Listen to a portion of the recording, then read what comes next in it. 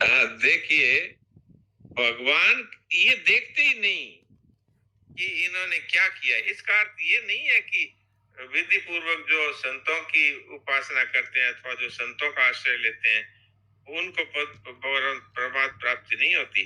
और भगवान ये कहते हैं कि उन्होंने न तो वेदों का अध्ययन किया, न विधि पूर्वक महापुरुषों की उपासना की, लेकिन न कोई तपस्या की, न कोई व्रत इत्यादि किए, बस केवल मेरे संबंध के प्रभाव से मुझे प्राप्त हो गए। अब आप बताइए कि कर्माबाई ने कौन सी पढ़ाई करी, कौन से शास्त्र पढ़े, कौन से सत्संग में गई? खाली ये भगवान है और ये मेरी बात सुन रहे हैं और मुझे पुजारी जी ने कहा कि भाई मैं तीर्थों में जा रहा हूँ, तुम भगवान को भोग लगा देना और भगवान के भोजन करने के बाद ही तुम भोजन करना। अब वो बस इतनी सी बात पे भगवान रीझ गए उसके। तो भगवान ये देखते नहीं कि इसका अर्थ ये नहीं है कि भाई जो वेदों का अध्ययन करते हैं उनको मैं प्राप्त नहीं होता, अथवा जो विधि पूर्वक संतों की शरण नहीं लेते, उनको उनकी उपासना उनका सेवन नहीं करते, उनको मैं नहीं मिलता। ये बात नहीं है। इसका तात्पर्य भगवान का ये बताने में है कि जिन्होंने मेरे संबंध को स्वीकार कर लिया उससे बढ़ करके कोई भी साधन नहीं है और कोई भी ऐसी व्यवस्था नहीं है जो उससे बढ़कर हो। ये बताने में तात्पर्य है। जी।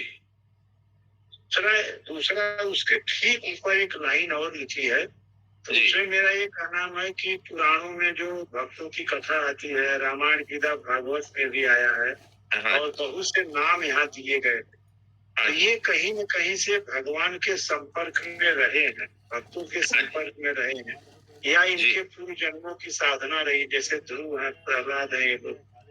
लेकिन यहाँ एक वाक्य लिखा गया है इसी के ठीक ऊपर जी कि दूसरे लोग भी सत्संग के प्रभाव से ही मुझे प्राप्त कर सके हैं। इसका क्या मतलब है? दूसरे लोग, यहाँ तो भगवान ने सत्संग को, मेरे संबंध को ही सत्संग बताया है इस प्रसंग में। भगवान कहते हैं जिसने मुझे कह दिया कि हे प्रभु मैं आपका, अर्थात माम एकम शरणम प्रजायन त्वा सर्व पापेभ्यो मोक्षयिष्यामि। यहाँ तो सत्संग का तात्पर्य है कि भगवान को मेरे हैं ऐसा जिसने मान लिया तो वो भगवान के साथ संग हो गया उसका। ये तात्पर्य है। लेकिन मूक सत्संग में जो सत्संग की बात आती है उसका इससे क्या तात्पर्य है? बिल्कुल, मूक सत्संग में क्या है? मूक सत्संग में जब आप समस्त संसार से, पदार्थों से, क्रियाओं से, चिंतन से, अर्थात मन, बुद्धि, इंद्रियां और अहम तक सबसे संबंध तोड़ करके जब आप एकमात्र क्रिया रहित एकदम मूक हो जाते हैं, उस समय में आपकी स्थिति भगवान में ही होती है। और कहाँ होती है बताइए? जी, एकदम स्वयं में ही होती है भगवान। तो भगवान में ही होती है, वो सत्संग है। शरणानंद महाराज ने तो इस पे एक आशीर्वादात्मक बात भी कही है कि जो 2 मिनट, 1 मिनट, 2 मिनट भी जो बैठ जाते हैं तो उनके थोड़ी देर में ही धारणा हो जाएगी और थोड़ी देर में उनको समाधि हो जाएगी और वो परमात्मा की प्राप्ति के अत्यंत नजदीक पहुंच जाते हैं। ऐसा उनका आशीर्वादात्मक भी एक वचन है। जी। तो ये कारण है कि हाँ जी बोलिए। इसमें एक विचार और आता है कि जैसे अभी भगवान से अपनापन वाला तो एक तरफा हो गया है, लेकिन जो साधन वाले हैं जड़ता से संबंध विच्छेद का, तो उसमें 2 बातें आती हैं साधक संजीवनी में, अहंता और ममता। ये दोनों से रहित होते ही भी स्वरूप में स्थिति होती है। तो ममता से तो छूटने का सब पता चल जाता है कि मेरापन व्यक्ति, वस्तु, परिस्थिति से भी छूटने का साधन मिला और अपना मन, बुद्धि, इंद्रियों से भी हो गए। लेकिन ये जो मैंपन जो पकड़ा हुआ है हमको, जैसे स्थूल शरीर और स्थूल जगत की बातें मरते समय भी छूट जाती है, लेकिन सूक्ष्म कारण शरीर तो साथ साथ पकड़े रहता है। तो ये तो इसके साथ अहंता का जो संबंध है, ये तो मैंपन कारण शरीर के साथ भी पड़ा है। तो ये मैंपन कैसे छूटे, इसका भी कोई विधान है क्या? देखिए, शरणानंद जी महाराज के वचन है कि जो मनुष्य ममता का त्याग कर देता है उसमें कामना को छोड़ने की सामर्थ्य आ जाती है और जो ममता और कामना छोड़ देता है उसका अहम स्वतः ही गल जाता है। उन्होंने अपने शब्दों में कहा है, मेरा कुछ नहीं, मुझे कुछ नहीं चाहिए, तब मैं कुछ नहीं, स्वतः ही हो जाएगा, कुछ नहीं करना पड़ेगा। वास्तव में तो हमारी कामनाओं पर तो अहंकार टिका हुआ है, हमारी ममता पर ही तो अहंकार टिका हुआ है, और ऐसा कहें तो परस्पर ये एक दूसरे के लिए टिके हुए हैं। अहम है, इसके कारण से ही फिर मनुष्य ममता भी करता है और फिर इसी के लिए कामनाएं भी करता है।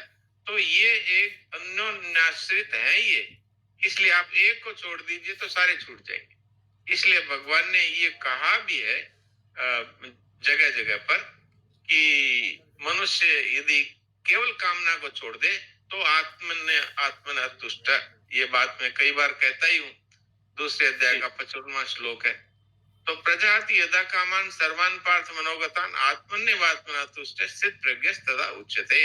वो आत्मा से ही आत्मा में संतुष्ट हो गया, अर्थात वो आत्मज्ञानी हो गया, आत्म प्राप्त हो गया।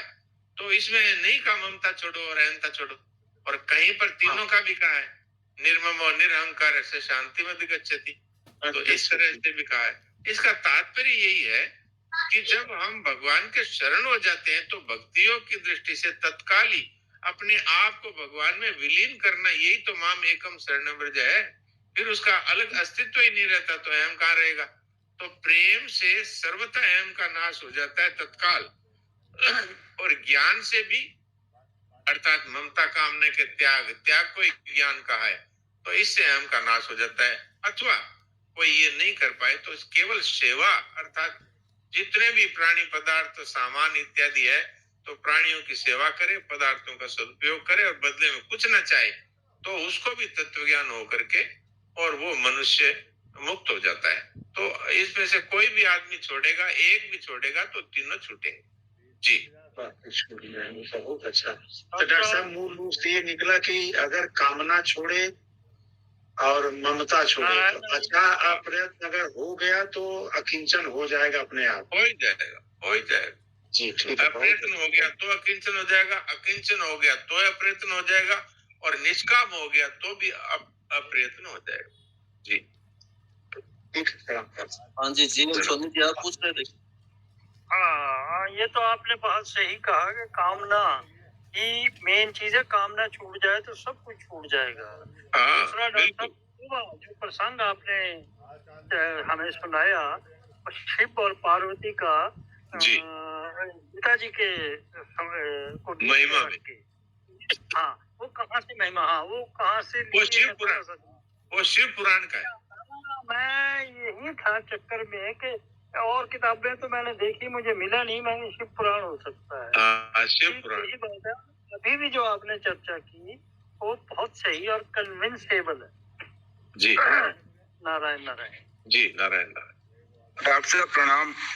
हाँ प्रणाम डॉक्टर जी। डॉक्टर साहब 1234 पेज में हाँ जी भगवान विष्णु महालक्ष्मी मैया के वाहनों का बारे में बताया है कि गरुड़। तो मैं ये नोट किया है कि हमारे जितने देवी देवता ज्यादातर उनके वाहन पशु पक्षी होते हैं। हाँ जी। तो मेरा ये कहना है कि माँ लक्ष्मी ने अंधे उल्लू को ही अपना वाहन क्यों बनाया, और सभी देवताओं ने बहुत अच्छे से वाहन बनाए। ये तो लक्ष्मी जी से तो लक्ष्मी जी से पूछना पड़ेगा। वैसे इस पे कई संतों के अलग अलग भाव हैं। वो ये कहते हैं कि भाई जो केवल धन के पीछे पड़ा रहता है वो उल्लू की तरह, उसको न दिन में दिखता है और रात में तो वो जैसे निशाचर है, राक्षस लोग रात में देखने वाले होते हैं, तो उसके लिए प्रकाश लुप्त हो जाता है। ऐसी बात है जो केवल लक्ष्मी के पीछे पड़ा रहता है, और जो नारायण की सेवा करता है, नारायण की उपासना करता है, तो लक्ष्मी जी तो उसके साथ स्वतः ही चली आती है। लक्ष्मी जी को जो भोग्या समझ लेता है उसका पतन हो जाता है, माँ को भोग्या समझता है। तो ये बात महाराज जी ने यहाँ कही है। तो बाकी तो बात है भगवान जाने और बड़े बड़े विद्वान लोग जाने, मेरा तो इतना अध्ययन है नहीं। जी ऐसा सनातन धर्म जो है हमारा, एक मिनट क्या बोल रहे हो आप?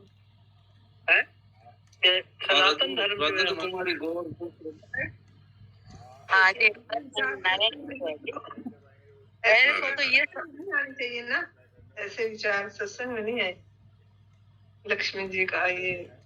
अब सब लोग एक साथ बोलेंगे तो कैसे होगा, एक एक करके बोलिए। राजेंद्र कुमारी को बोला है, एक बार रुको ना, राजेंद्र कुमारी जी पहले बोलते हैं, फिर उसके बाद वो दूसरा बोलते हैं। हाँ जी, नारायण डॉक्टर साहब, मेरे को तो लक्ष्मी जी का उल्लू भान का ये समझ में आया कि जैसे लक्ष्मी धन पा करके आदमी अंधा हो जाता है ना, लक्ष्मी पा अंधा हो जाता है, इसलिए लक्ष्मी ने अपना वाहन उल्लू चुना है। मेरे को भी ये समझ में आया है। आपको ठीक आया जी। हाँ, तो संजू बिहार जी क्या पूछ रहे थे? हाँ। संजू बिहार जी, हाँ कुछ पूछ रहे हो? हाँ जी बोलो। नारायण भाई साहब, मैं तो ऐसे कहती हूँ कि ऐसे मन में ऐसे प्रश्न नहीं आने चाहिए ना, लक्ष्मी जी का वाहन कैसा है, ये कैसा है, उल्लू कैसा है। बात सत्संग की हो रही है। आप ठीक बोल रहे हैं जी। बिल्कुल, अच्छी बात है। अपने सत्संग में चलो, सत्संग से या अपने अभी जो चर्चा चल रही है उसकी होनी चाहिए भाई अपने। बाकी ठीक है, कोई बात नहीं। अभी जैसे ओम प्रकाश भाई जी क्या पूछ रहे हो शर्मा जी? हाँ डॉक्टर साहब प्रणाम। हाँ प्रणाम। मैं तो इस आज के जो व्याख्या उसी में से एक जो मुझे बहुत विशेष बात लगी, उसमें थोड़ा आपका खुलासा चाहता हूँ। वो ये है कि ज्ञान मार्ग में तो शरीर चिन्मय नहीं होता। हाँ जी। क्योंकि ज्ञानी असत से संबंध विच्छेद करके असत से अलग होकर चिन्मय तत्व में स्थित हो जाता है। हाँ जी, हाँ जी। तो ज्ञानी तो शरीर से असंग रहता है, तो ये मतलब थोड़ा सा खुलासा हो जाए।